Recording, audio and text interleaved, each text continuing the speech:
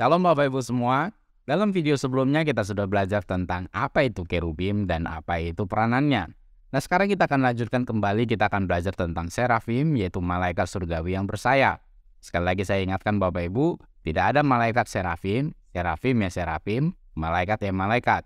Karena keduanya adalah dua entitas yang berbeda. Serafim punya sayap, malaikat tidak punya sayap. Nah, kata serafim bisa kita temukan di dalam kitab Yesaya pasal 6 ayat 2. Para serafim berdiri di sebelah atasnya, masing-masing mempunyai 6 sayap.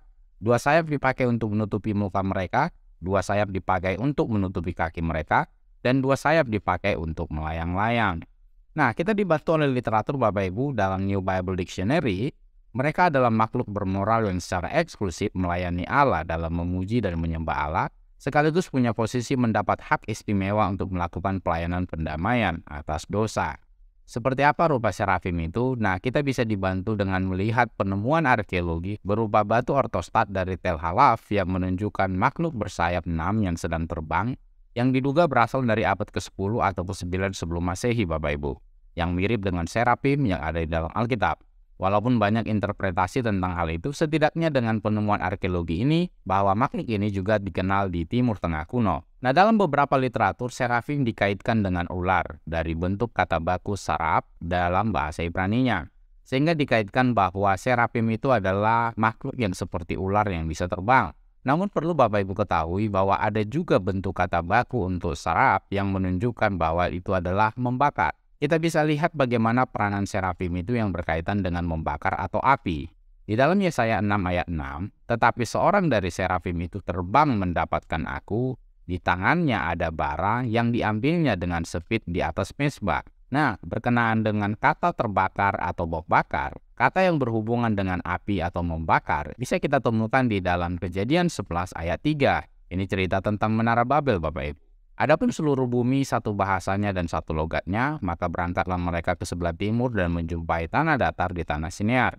Lalu menetaplah mereka di sana. Mereka berkata seorang kepada yang lain, marilah kita membuat batu bata dan membakarnya baik-baik. Nah, kata pembakar di sana Bapak Ibu memiliki kata baku yaitu saraf yang artinya adalah membakar. Jadi, kita lebih menerima dari sisi konteks dan tekstual bahwa serafim itu identik dengan api atau membakar, dan pelayanannya juga berhubungan dengan api, jadi bukan ular. Jadi dari pembahasan kita ini setidaknya ada 2 peranan yang bisa kita lihat Bapak Ibu tentang serafim.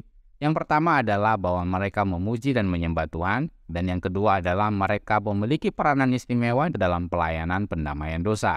Dan tentu saja perlu kita ketahui pelayanan pendamaian dosa yang dilakukan oleh serafim yaitu bersifat sementara, bukan bersifat kekal, seperti yang dilakukan oleh Tuhan Yesus Kristus. Nah, mungkin Bapak Ibu akan bertanya kepada saya, Pak Jul, wajah daripada serafim itu apakah sama dengan kerubim, Pak?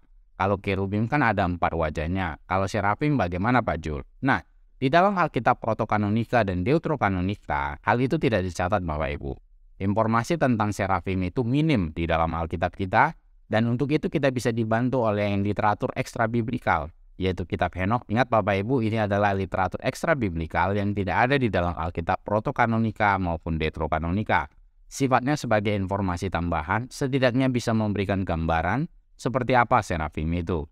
Serafim berjumlah 4 berkaitan dengan 4 penjuru utama mata angin. Sayapnya 6 berkaitan dengan 6 hari penciptaan. Jumlah wajahnya ada 16, 4 wajah tiap arah mata angin. Nah, Pemimpin para serafim bernama Serapiel yang bertanggung jawab mengajari serafim yang lain lagu, mazmur, lagu sanjungan, dan pengagungan sehingga mereka dapat memuliakan Raja mereka dengan segala macam pujian dan nyanyian kudus. Nah, ada yang bertanya kepada saya, Pak Jul, mengapa dinamai serafim, Pak? Nah, ini berkaitan dengan pendamaian dosa seperti yang saya singgung di awal tadi, Bapak Ibu. Dalam hal ini, literatur ini menyinggung tentang dosa Israel. Kalau kita baca, mengapa mereka disebut serafim? Karena mereka membakar loh Satan. Setiap hari Satan duduk bersama Samael, pemimpin Roma, dan dengan Dubiel, pemimpin Persia. Nah, Roma dan Persia ini melambangkan musuh Israel Bapak Ibu. Dan mereka menuliskan dosa-dosa Israel di atas loh itu dan memberikannya kepada serafim untuk dibawa ke hadapan yang kudus. Sehingga dengan begitu ada alasan menghancurkan Israel dari dunia. Tetapi serafim mengetahui rahasia yang kudus, bahwa ia tidak akan menginginkan bangsa Israel itu jatuh. Lalu apa yang dilakukan oleh serafim? Setiap hari mereka mengambil loh dari tangan setan dan membakarnya di api yang menyala-nyala yang berdiri di seberang takhta yang tinggi dan agung itu, agar roh-roh itu tidak sampai ke hadirat yang kudus ketika dia duduk di atas takhta penghakiman dan menghakimi seluruh dunia dalam kebenaran. Nah, Bapak Ibu bisa lihat di situ ada dua nama malaikat yang disebutkan, yaitu Samael dan Dubiel. Dubiel atau Dumiel itu juga disinggung dalam literatur Yahudi, Bapak Ibu, di dalam Hekalot Rabati 18 ayat 6 dan di dalam Sefer Harazim 2 ayat 91. Seandainya Bapak Ibu yang berasal dari Yahudi yang menonton video ini, Bapak Ibu bisa konfirmasi hal itu. Nah, mungkin Bapak Ibu akan bertanya kepada saya, Pak Jul, apa hubungannya dengan Satan, Pak? Nah, di dalam Alkitab, Satan itu adalah pendakwa, Bapak Ibu. Di dalam Perjanjian Lama sendiri terlihat bahwa Satan itu mendakwa. Kita bisa lihat di dalam kitab Zakaria pasal yang ketiga. Kemudian ia memperlihatkan kepadaku imam besar Yosua berdiri di hadapan malaikat Tuhan, sedang iblis, Satan di sana, berdiri di sebelah kanannya untuk mendakwa dia. Lalu berkatalah malaikat Tuhan kepada iblis itu, Tuhan kiranya menghardik engkau, hai iblis. Tuhan yang memilih Yerusalem kiranya menghardik engkau. Bukankah dia ini puntung yang telah ditarik dari api? Nah, perhatikan di situ Bapak Ibu, berhubungan dengan api.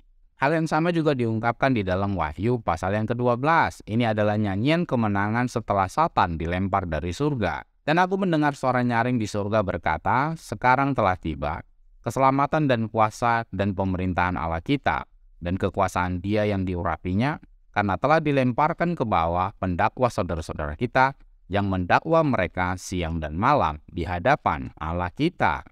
Jadi Bapak Ibu sudah jelas bahwa hubungan serafim dengan Satan itu, serafim membakar roh-roh setan yang berisi tentang dosa-dosa orang Israel yang diharapkan dapat menghabisi atau membinasakan orang Israel dari muka bumi. Dan itulah yang saya sebutkan di awal tadi, bahwa serafim memiliki peranan yang khusus dan istimewa dalam hal pendamaian dosa. Namun sifatnya adalah sementara. Jadi Bapak Ibu, kalau kita simpulkan pembelajaran kita pada hari ini, serafim memiliki sayap. Sayapnya berapa? 6. 2 sayap dipakai menutupi wajah, dan 2 sayap menutupi kaki, dan 2 sayap dipakai untuk melayang-layang. Dan serafim berperan dalam hal memuji dan menyembah Tuhan di sekeliling takhta Tuhan. Dan mereka punya peranan istimewa dalam proses pendamaian dosa, yang tentunya sifatnya bersifat sementara, seperti yang dilakukannya pada Yesaya dan dalam literatur ekstrabiblikal, mendamaikan Allah dengan Israel agar Israel tidak dibinasakan, karena setan selalu mendakwa, dan itu kita bisa lihat tadi dalam kitab Zakaria pasal yang ketiga dan Wahyu 12. Nah, serafim bukan makhluk seperti ular yang bisa terbang, tetapi identik dengan api yang membakar. Dalam ekstrabiblikal dituliskan bahwa wajah mereka ada 16 dan pemimpin mereka bernama Serafiel. Demikian yang bisa saya sampaikan Bapak Ibu. Semoga menjadi berkat, menambah pengetahuan dan wawasan kita semua. Dalam video selanjutnya kita akan belajar makhluk yang ketiga yang disebut dengan Opanim. Nah, seperti apa Opanim dan bagaimana peranannya, kita akan bahas di dalam video selanjutnya. Jika Anda terberkati dengan konten-konten edukasi dalam channel ini, mari dukung channel ini Bapak Ibu supaya tetap eksis dan mengajar mengedukasi banyak orang. Channel tidak biasa, channel edukasi Kristen dan Murtadin bagi kemuliaan Kristus di Indonesia maupun di bangsa-bangsa. Jangan benarkan yang biasa, tapi biasakanlah yang benar.